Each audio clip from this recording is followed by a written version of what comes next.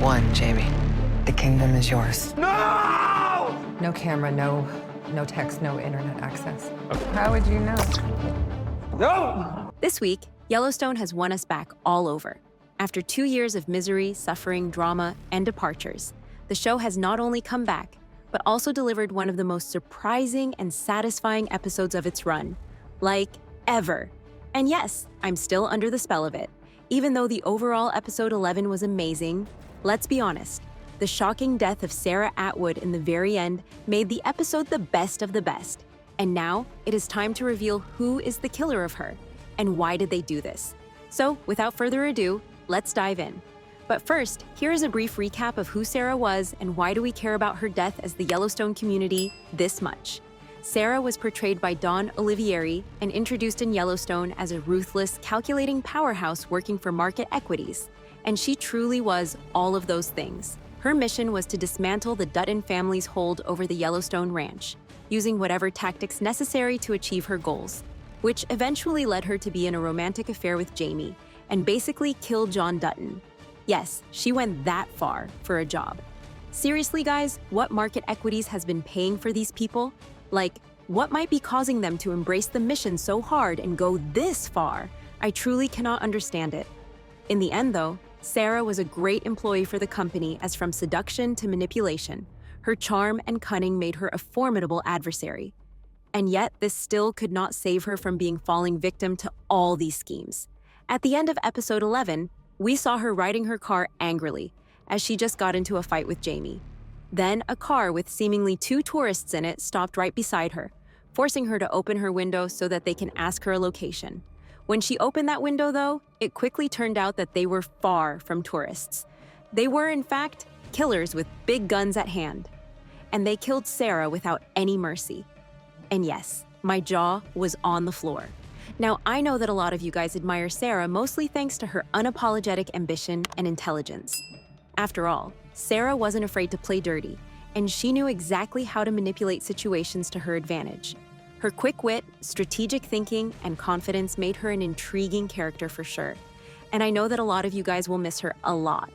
But let's be honest, for most of you guys, Sarah's antagonistic role makes her very easy to dislike. As a representative of market equities, she directly threatened the Yellowstone Ranch, which is a very precious land for all of us. Plus, her manipulative relationship with Jaime felt insincere to a lot of you, as it was clear she views him as a pawn rather than a partner. Thus, I wouldn't be surprised to see many of you basically celebrating her death. Let me know which category do you fall into. Are you Team Sarah or not? Will you be mourning after her or not? Can't wait to hear your thoughts about it. Whether you like her or not, though, you cannot deny the importance of her as a character. Like, she basically transformed Dutton's lives and the fate of Yellowstone Ranch single-handedly.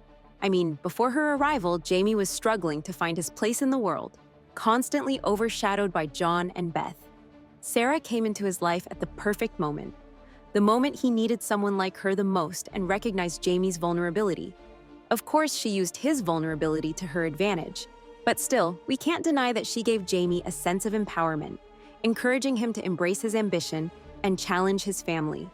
Under her influence, Jaime took steps to align with market equities, turning against the Duttons in a bid to assert his independence.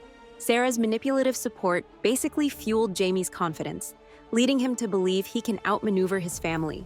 And yes, Jaime was waiting for such a pushing factor in his life for years at this point. Thus, her death will most definitely have a massive impact on the show. Of course, Jaime will be the one who will be affected by her absence the most. In a nutshell, he will be left stranded and vulnerable. Without her guidance and influence, Jaime lost a key ally in his fight against the Duttons. Like, she was the only person who shared his secrets. Now he has no one in the world. No one. This absence will inevitably force Jaime to confront his decisions, basically because his rebellion was tied to Sarah's encouragement. He will eventually find himself questioning whether betraying his family was worth it, now that he has no one backing him. I'm not sure if you'd agree with me, but personally, I always thought of Jaime as a weak one, who always needs someone besides him to stand up. And now, he lost that someone. That's why he has no other chance but to seek mercy in the Duttons. On the flip side, though, in some ways, Sarah's absence could make Jaime more desperate and even more dangerous. With nothing left to lose, he might double down on his efforts to defeat the Duttons, using even riskier tactics. Especially if his demands of mercy get being rejected by his siblings, he would probably go even crazier and become outright enemies with them. Do you think Jaime can survive without Sarah? Let me know your thoughts in the comments below. Now, it is time to answer the one burning question. Who killed Sarah? Well, because of all the things I just mentioned, Jaime is a very likely suspect who initiated Sarah's killing.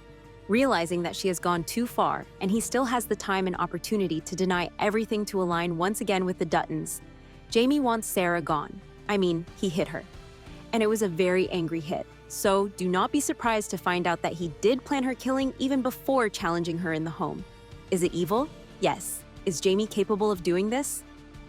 Of course he is. Another likely suspect is none other than the company that orchestrated the killing of John Dutton. Yes, the very company that Sarah hired to kill John now came back and killed Sarah. Why, you may ask, well, because they realized that they basically butchered John's killing, and now Sarah might snitch them. Thus, they had to get rid of Sarah so that the investigators cannot trace the murder back to them through Sarah. Of course, this means that now Jaime's life is in danger as well, since the company knows that she shared this secret with Jaime. Do you think Jaime will be killed by this mysterious company as well? Let me know what you think. Another likely suspect is Casey. I mean, of course, Casey himself did not kill Sarah, we know that. But since Beth is certain that Jaime is involved with their father's death, she pushes Casey to take action against him. And taking action against Jaime essentially means that they get rid of his only ally, aka Sarah. Casey wouldn't feel comfortable killing Jaime as of yet, but he would be okay with killing his brother's lover. And do you remember how Sarah was killed? The killer made a circle of 5 bullets on her, which is a military technique that Casey used once on Monica's brother. We also saw him calling an old military bestie of his a couple episodes ago. So do not be shocked to find out that he hired his old military friend to get rid of Sarah and scare Jaime off. Which one of these suspects is most likely to be the real killer in your opinion? Can't wait to hear your theories on it. The interesting thing is, this is not the first time that Taylor Sheridan killed Don Olivieri's character in his shows. You might remember that in 1883, Olivieri portrayed Claire Dutton, James Dutton's sister-in-law, who was a deeply religious, stern woman. But we got to see her for like 5 minutes or something like that. Claire and her daughter, Mary Abel, was traveling with James's family on their journey west. However, tragedy struck when their group was ambushed by a band of bandits. In the attack, Mary Abel was killed, leaving Claire utterly devastated. Overwhelmed by grief and unable to cope with the loss of her only child, Claire chose not to continue the journey west with the Duttons. Instead, Claire decided to stay behind at Mary Abel's grave, despite the inherent dangers of the wilderness. And that was her ending. I guess Sheridan loves to cast Olivieri in multiple shows and then kill her off as if she is nothing. For more updates on Yellowstone, make sure to like and follow. To see what will happen next in the series, watch the video on the screen.